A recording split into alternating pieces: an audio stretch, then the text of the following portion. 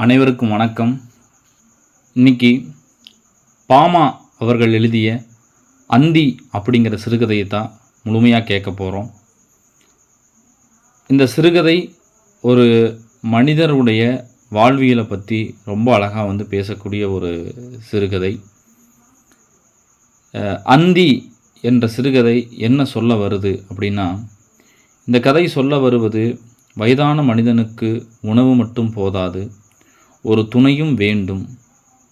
அதில் இந்த கதையில் வரக்கூடிய ஒரு கதாபாத்திரம் தவசி பாட்டி. இவங்களுக்கு பிள்ளைகள் இருக்கிறார்கள், பேரன் பேத்திகள் இருக்கிறார்கள், சொந்தக்காரங்கள் இருக்கிறார்கள். ஆனால் அவளுடைய முதுமையை புரிந்து கொள்ள யாரும் அருகில் இல்லை. அவரிடம் இருக்கும் ஒரே உயிர் துணை அந்த ஆட்டுக்குட்டி. அதனால்தான் அவள் அதை விற்க மறுக்கிறாள். மற்றவர்கள் பார்க்கும்போது அது வெறும் ஆட்டுக்குட்டியாக மற்றவர்களுக்கு தெரிந்தாலும் தவசி பாட்டிக்கு அது ஒரு உயிர், அது ஒரு உறவு, அது ஒரு துணை, அது ஒரு ஆறுதல். இதுதான் இந்த கதையினுடைய மிகப்பெரிய ஒரு மையக்கருவாக இருக்குது. இந்த கதையில் வரக்கூடிய முக்கிய கதாபாத்திரங்கள் தவசி பாட்டி, கதையினுடைய மைய கதாபாத்திரம் ஆட்டுக்குட்டி, தவசி பாட்டியினுடைய தம்பி கிட்னன் அப்படிங்கிறவர். கதை இப்படி தொடங்குது. கொளத்தூர் என்ற கிராமத்தில் தொடர்ந்து 2 வாரங்களாக மழை பெய்து கொண்டே இருக்கிறது. மழை என்றால் அது சாதாரண மழை கிடையாது. தெருக்கள் முழுவதும் தண்ணீர், வீடுகளுக்கு முன்னால் சகதி, மாடுகளை மேய்க்க முடியவில்லை, மக்களால் வேலைக்கு செல்ல முடியவில்லை. அதாவது அந்த மழை அந்த கிராமத்து மக்களின் வாழ்வாதாரத்தையே முடக்கிவிட்டது. இந்த சூழலில்தான் நாம் தவசி பாட்டியை பார்க்கிறோம். தவசி பாட்டி ஒரு வயதான ஒரு மூதாட்டி. ஒரு காலத்தில் நிறைய ஆடு மாடுகளை வைத்து வாழ்ந்தவர். பல குழந்தைகளை பெற்று வளர்த்தவர். அவர்களுக்கு திருமணமும் செய்து வைத்தவர். கணவனை இழந்தவர். இப்போது அவளுடைய வாழ்க்கையில் மீதம் இருப்பது ஒரு சிறிய வீடு, ஒரு ஆட்டுக்குட்டியும். அவளுடைய பிள்ளைகள் எல்லோரும் தங்களுடைய வாழ்க்கையை பார்த்து கொண்டு வேறு இடங்களில் இருக்கிறார்கள். அவர்கள் அவளை அழைக்கிறார்கள். அதாவது அவங்க குழந்தைங்கள்லாம் பார்த்திங்கன்னா பாட்டியை அழைக்கிறாங்க, அவங்க அம்மாவை அழைக்கிறாங்க, எங்களோடு இரு. ஆனால் தவசி பாட்டி போக மறுக்கிறாள். ஏன்? அவளுடைய பிடிவாதம் என்பதற்காக மட்டுமல்ல, அவளுடைய வாழ்க்கையை அவள் யாரிடமும் சுமையாக மாற்ற விரும்பவில்லை. மேலும் பிறந்த மண்ணை விட்டு போய் வேறொரு இடத்தில் வாழ்வதற்கும் அவளுடைய மனம் ஏற்றுக்கொள்ளவில்லை. அதனால்தான் தனியாகவே வாழ்கிறாள். இந்த நேரத்தில் அவளுடைய தம்பி கிட்னன் அவளை பார்த்து கவலைப்படுகிறான். இந்த வயதில் நீ ஏன் இப்படி கஷ்டப்படுறாய்? என்னோடு இரு, இல்லையென்றால் பிள்ளைகளிடம் போயிரு. இந்த வயதில் வேலைக்கு போகிறாய், தண்ணீர் சுமைக்கிறாய், சமைக்கிறாய், இதற்கும் மேலாக ஒரு ஆட்டுக்குட்டியும் வேற வளர்க்கிறாய். அதை விற்றுவிடு என்று அறிவுரை கூறுறாரு அவரோட தம்பி. ஆனால் தவசி பாட்டி ஆட்டுக்குட்டியை விற்க மிகவும் மறுக்கிறாள். அவளுடைய தம்பி பலமுறை கேட்டு பார்க்கிறான். அவள் கேட்கவே இல்லை. அப்போது அவளுடைய உறவினர்களும் அவரிடம் அதே விஷயத்தை சொல்கிறார்கள். ஆனால் தவசி பாட்டி ஒரு முக்கியமான உண்மையை சொல்கிறாள்.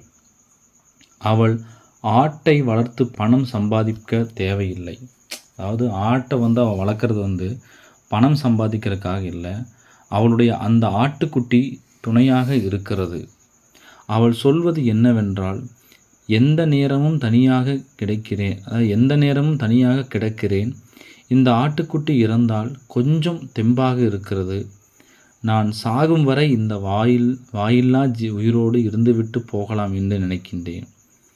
இந்த ஒரு இடத்தில்தான் கதையினுடைய உண்மையான ஆழம் வெளிப்படுகிறது. மனிதர்கள் பலர் இருந்தும் அவள் தனியாக இருக்கிறாள். ஆனால் ஒரு ஆட்டுக்குட்டி அவளுக்கு துணையாக இருக்கிறது. அதனால் அதை எப்படி விற்க முடியும்? மழை தொடர்ந்து பெய்து கொண்டே இருக்கிறது. வேலைக்கு போக முடியவில்லை. வீட்டில் இருந்த அரிசியை எடுத்துதான் சமைத்து சாப்பிட வேண்டிய நிலை வருகிறது. அந்த அரிசியை அவள் பிள்ளைகள் திருவிழாவுக்கு வரும்போது அவர்களுக்காக வைத்திருந்தாள். ஆனால் மழையின் காரணமாக வேலை இல்லை. அதனால் அந்த சேமிப்பையும் பயன்படுத்த வேண்டிய நிலை ஏற்பட்டது. இப்படி மழை அவளுடைய வாழ்க்கையை இன்னும் கடினமாக்குகிறது. ஒரு நாள் மழை கொஞ்சம் ஓய்கிறது. தவசி பாட்டி ஆட்டுக்குட்டியை மேய்ப்பதற்காக வயல்வெளிக்கு செல்கின்றாள். அதோடு வீட்டில் அடுப்பு எரிய தேவையான சில காய்ந்த முள்களையும் சேகரிக்க வேண்டும். வயதாகிவிட்டாலும் தன்னால் முடிந்த வேலையை தானே செய்து கொள்கிறாள். அவள் முள்களை சேகரித்து கொண்டிருக்கும்போது மாலை நேரமாகிறது. இருட்டு தொடங்குகிறது. ஆட்டுக்குட்டியை அழைக்கிறாள். ஆட்டுக்குட்டியும் அவளை நோக்கி ஓடி வருகிறது. அந்த நேரத்தில்தான் எதிர்பாராத சம்பவம் ஒன்று அங்கு நிகழ்கிறது. தண்ணீர் நிரம்பிய ஒரு ஆழமான பள்ளத்தில் தவசி பாட்டி தவறி விழுந்து விடுகிறாள். அவளால் மேலே ஏற முடியவில்லை. பள்ளம் சேரும் சகதியும் இருக்கிறது. வயதும் உடல் பலவீனமும் சேர்ந்த அவளால் தன்னைத்தானே காப்பாற்றிக் கொள்ள முடியவில்லை. அவளுடைய ஒரே துணையான ஆட்டுக்குட்டி அந்த பள்ளத்தை சுற்றி சுற்றி வருகிறது. அவளை பார்த்து கொண்டே மே மே என்று கத்துகிறது. தவசி பாட்டியும் அதை பார்த்து அழுகிறாள். அந்த காட்சிதான் கதையினுடைய மிகுந்த உணர்ச்சிகரமான பகுதி. ஒரு பக்கம் வயதான மனிதர், மற்றொரு பக்கம் அவளுடைய ஒரு துணையான ஆட்டுக்குட்டி. அந்த இருட்டில் அவளுடைய குரலை தவிர வேறு யாருடைய குரலும் இல்லை. அப்போது தவசி பாட்டி தான் வாழ்க்கையில் நினைத்து பார்க்கிறாள்.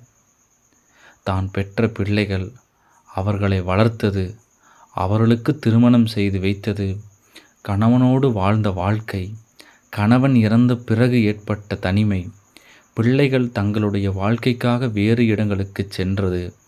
இப்போது அவர்கள் இருந்தாலும் அவள் அருகில் இல்லை. அவள் மனதில் ஒரு கேள்வி எழுகிறது. இவ்வளவு பேரை பெற்றும் இப்போது நான் ஏன் இப்படி தனியாக இருக்கிறேன்? அவள் தன்னுடைய பிறந்த மண்ணை விட்டு செல்ல விரும்பாததையும் நினைத்து பார்க்கிறாள். பிள்ளைகளிடம் சென்று தங்கினாலும் அது நிரந்தரமான தன் வீடு போல இருக்குமா? எவ்வளவு வசதிகள் இருந்தாலும் பிறந்த மண்ணை விட்டுவிட்டு வேறு இடத்தில் தங்குவது அவளால் முடியுமா? அவளுடைய மனம் அந்த மண்ணோடு இணைந்திருக்கிறது. அதனால்தான் அவள் தனியாக இருந்தாலும் ஊரை விட்டு செல்லவில்லை. இப்போது மாலை முழுவதும் இரவாகிவிடுகிறது. குளிர் அதிகரிக்கிறது. மழையும் மீண்டும் தொடங்குகிறது. தவசி பாட்டிக்கு பயம் வருகிறது. இங்கே என்னை காப்பாற்ற யாராவது வருவீர்களா என்று அவள் நினைக்கிறாள். அவள் தன் பிள்ளைகளை நினைக்கிறாள், தம்பியை நினைக்கிறாள், சொந்தக்காரர்களை நினைக்கிறாள். அவளுக்கு ஒரு உண்மை புரிகிறது. சொந்தங்கள் இருந்தாலும் அந்த நேரத்தில் தன் அருகில் யாரும் இல்லை. அவள் அழுகிறாள். அவளுடைய அழுகைக்கு பதில் சொல்வது அந்த ஆட்டுக்குட்டி மட்டுமே. அவள் அதனிடம் கூட பேசுகிறாள். நீ வீட்டுக்கு போ, என்னால் நீ பிழைக்க முடியாது, நீயாவது கிட்டனிடம் போய்விடு என்று சொல்கிறான். அந்த நேரத்தில் கூட தன்னுடைய உயிரை பற்றிய கவலையை விட தன்னுடன் இருந்த அந்த ஆட்டுக்குட்டியை பற்றிய கவலைதான் அவளுக்கு அதிகமாக இருந்தது. இறுதியில் குளிரும் சோர்வும் காரணமாக அவள் மயங்கி விழுகிறாள். கதை அடுத்த நாள் அதிகாலைக்கு நகர்கிறது. அப்போது தவசி பாட்டி உயிரற்ற நிலையில் கிடக்கிறாள். இங்கேதான் கதை நம்மை ஒரு மிகப்பெரிய கேள்வியின் முன் நிறுத்துகிறது. தவசி பாட்டியை கொன்றது மழையா, வயதா, பள்ளமா அல்லது தனிமையா? இதுதான் அந்தி என்கின்ற ஒரு கதையினுடைய ஒரு கேள்வியாக முடியுது. இந்த கதை சொல்லக்கூடிய ஒரு ஆழமான ஒரு உளவியல் என்ன அப்படின்னா, தவசி பாட்டி தனியாக வாழ்வது வெளியில் பார்க்கும்போது பிடிவாதம் போல தெரிகிறது. ஆனால் அது முழுமையான பிடிவாதம் அல்ல. அதற்குள் சுயமரியாதையும் தனக்கென வாழ வேண்டும் என்ற மனநிலையும் இருக்கிறது. பிள்ளைகள் அழைத்தாலும் அவர்களிடம் போக மறுக்கிறாள். ஏனென்றால் முதுமையில் மற்றவர்களுக்கு சுமையாகிவிடக்கூடாது என்ற எண்ணம் அவளுக்குள் இருந்து கொண்டே இருந்தது. அதே நேரத்தில் தனிமை அவளை உள்ளுக்குள் உடைக்கிறது. இந்த இடத்தை தான் ஆட்டுக்குட்டி நிரப்புகிறது. முடிவாக அந்தி அப்படிங்கிற கதை படித்ததும் ஒரு கேள்வி எழுகிறது. தவசி பாட்டிக்கு பிள்ளைகள் இல்லை, என்பதல்ல பிரச்சனை. பிள்ளைகள் இருந்தும் அவளுடைய அந்திம காலத்தில் அவளுக்கு துணையாக யாரும் அருகில் இல்லை என்பதுதான் பிரச்சனை. ஒரு ஆட்டுக்குட்டி அவளுடைய தனிமையை புரிந்து கொண்டது. ஆனால் மனிதர்கள் அவர்களுடைய தனிமையை புரிந்து கொள்ளவில்லையே. இதுதான் பாமா நம்மிடம் கேட்கும் மிகப்பெரிய கேள்வி. அந்தி என்பது ஒரு வயதான பெண்ணின் கதை மட்டுமல்ல. முதுமையை நாம் எப்படி பார்க்கிறோம் என்பதற்கான ஒரு கண்ணாடியாக இந்த கதையை எழுதியிருக்கிறாங்க. அடுத்த கதையில் சந்திக்கலாம். நன்றி, வணக்கம்.